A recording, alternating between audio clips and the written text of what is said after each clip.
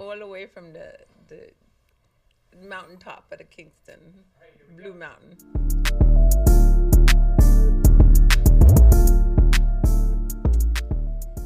Hola, people. It is your lovely, lovely host, Dr. Tiff, and yet again, here we are.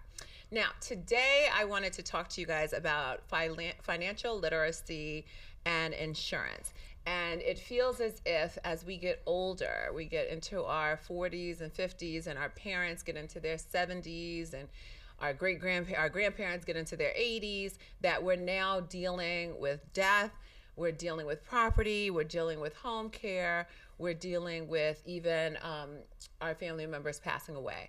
And where does that leave you when you find out, like, let's say, for instance, that you have a parent pass away and you find out they didn't have long-term insurance.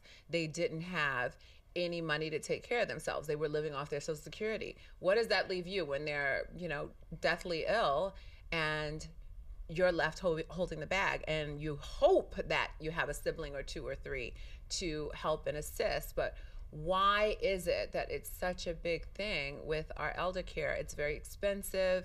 If you don't have it, then you literally have to spend down the money that you do have in order to have your family members taken care of. So today I invited someone that is pretty well versed in the financial and insurance market. This is Raul Morrison. How are you? Good afternoon. I'm doing good.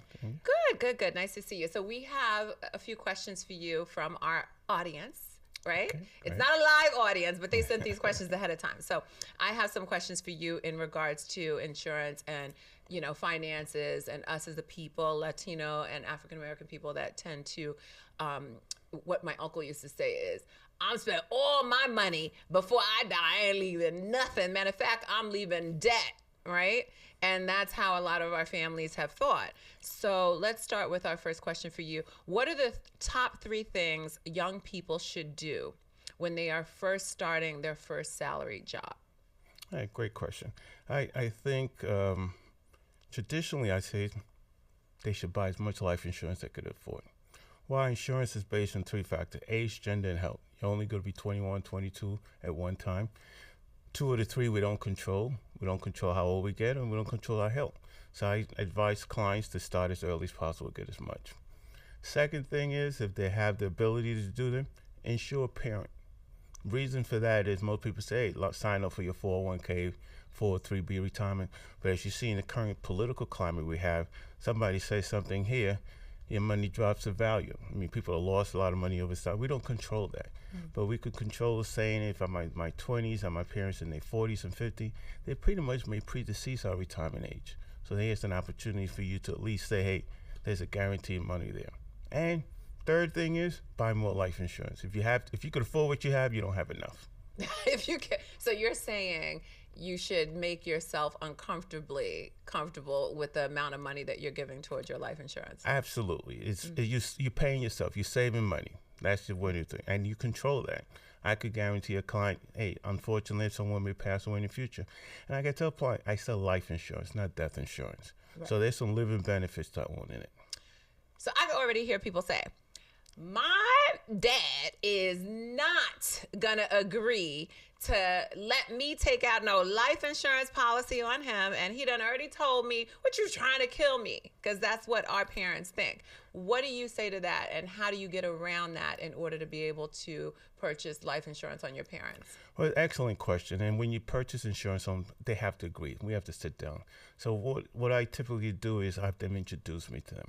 Typically at this time in the business, I've been in business over 30 years, I'm typically talking to the parent. And what I found in the past is parents, if they had great relationship with their kids, they figure, okay, they've done enough for them, that's fine. Or unfortunately, a situation where they haven't had that relationship, say, oh, like your uncle, I'm going to spend it all to hell with the kids.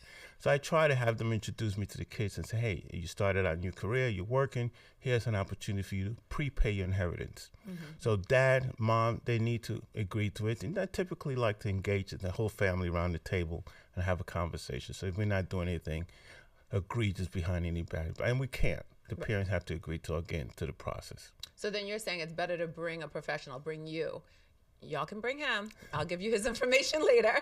But so you're saying to bring a professional to the table and not try to have the conversation necessarily with your parents alone because, it doesn't go well. Absolutely. Yeah. I'm a parent, and, we have a different conversations with our children. Some parents think, okay, I've done enough, or the conversation I think a neutral party at the table tends to help the communication bridge the gap.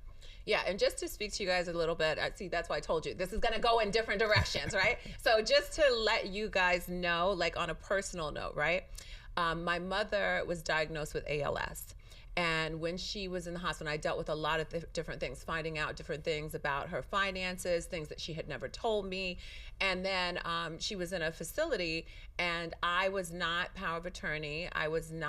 She didn't have a will. There were so many different things wrong with the scenario. And mind you, she was in a facility at this point.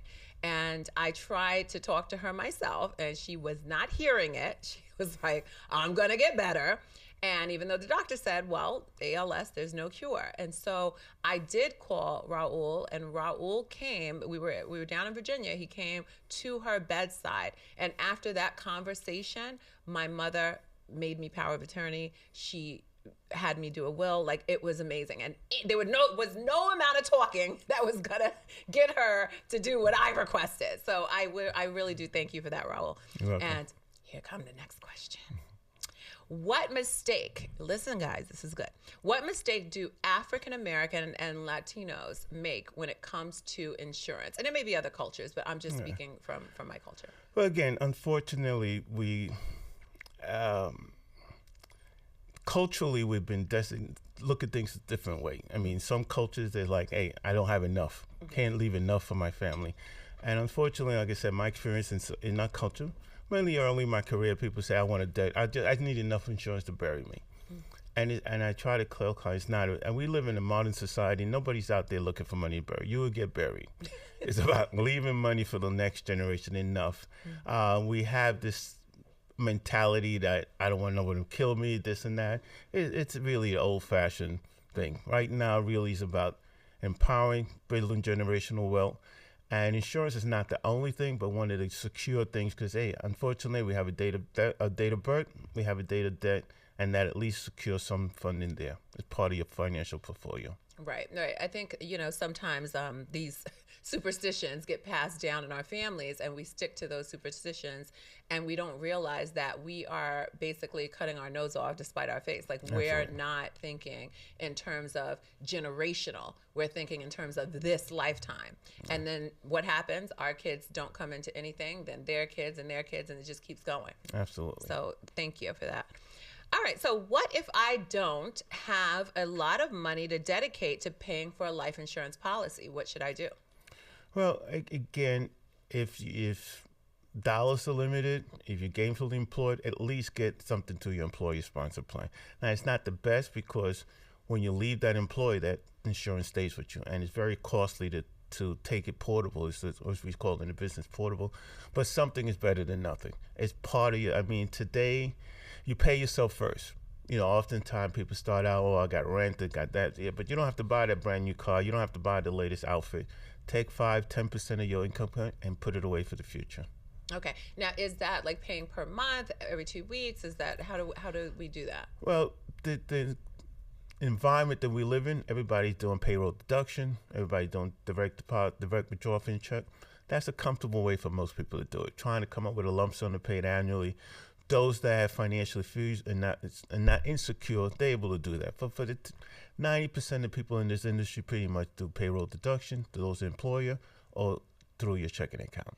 So now what a lot of people don't know, because I didn't know this right away either, and I found out on the job, is that if you have a 9-to-5 or if you have a job, that pays benefits and has life insurance for yourself, that when you leave, so you said something significant, when you leave that job, do you continue to have the insurance that the company paid, or does that stop when you've left the job? Well, in most instances, you paying for it, but you're paying, it's group insurance, so there was no medical taken out at that point. Right. So the insurance companies that deal in that market, once you leave, you're more at risk. So they want you to do it's called portable. Okay. So when you port that, now you're paying the standard rates, and it could be significantly more expensive. Got it. So typically you use that employee-sponsored plan as a supplement, and you have your own personal plan. Okay. Okay. Now for a very, very touchy subject, right? Should I get life insurance on my children? Okay, great question. As I said earlier, insurance is based on three factors: age, gender, and health. The younger you get it, the better. So your children first out of the womb, I say 6 months and older. Wait, fresh out of what? Fresh out the womb. Day one, Unfortunately, sign them up for life insurance. You really got to wait 180 days. But okay. at 180 days, Yeah. you're insured, because children have childhood things that happen, diabetes, high blood pressure, things happen. But it wouldn't be fatal, but it could significantly impact their ability as they get older and more mature to get insurance. All right. And again, as a parent, you don't want to be that person thinking I'm getting insurance but bury my children. But you want to get it to think proactively, say I'm securing their financial future.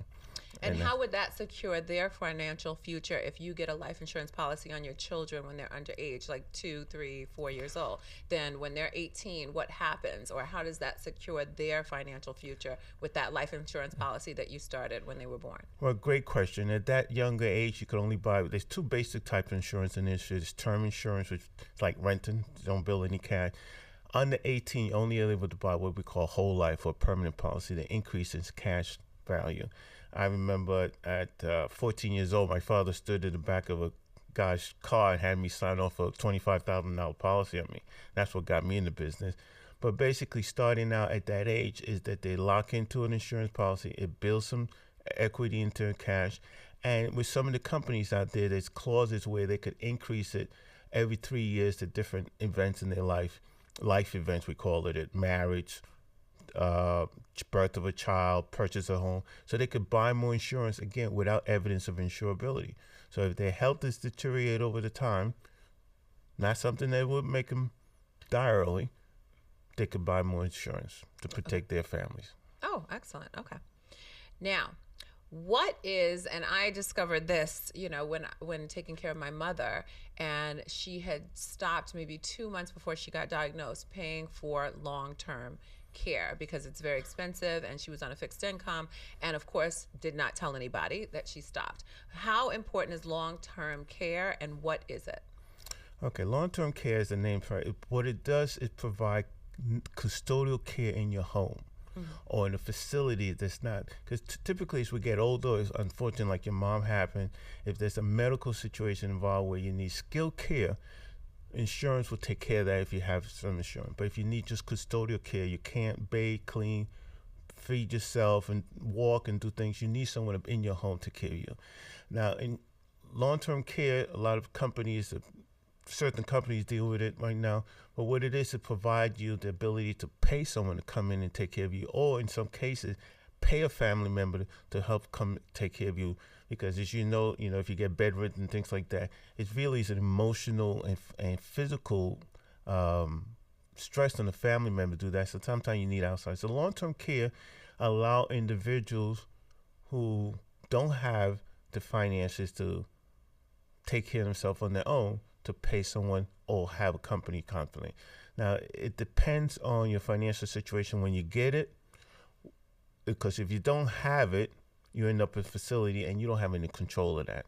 So this allowed a dignified way for you to stay in your home and be cared for. Yeah, because I just feel like with long-term care or without it, you either have to be super poor or you have to be super wealthy. Like there's no in between in caring for a parent or even caring for yourself when you're of age, So Correct. that's where I was at with it, and it was disheartening with the kind of red tape you have to go through to get your parent taken care of. I mean, these are all great questions, and unfortunately, I'm the guy that you call when you don't need this stuff, because when you need it, it is a challenge, and like I said, it becomes an emotional burden on the family members that left care of it. I mean, if you have family and you're close with your family, you want to make sure these are discussions we have before things happen. Right. I'm the guy that come in, you want to sit down and talk, hey, I'm healthy, I got all this. That's when we talk. Unfortunately, sometimes people think of us too late, and we can't do much for them.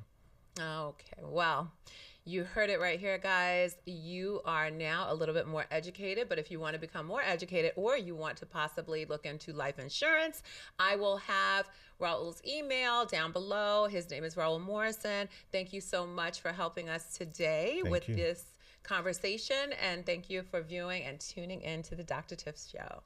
Bye.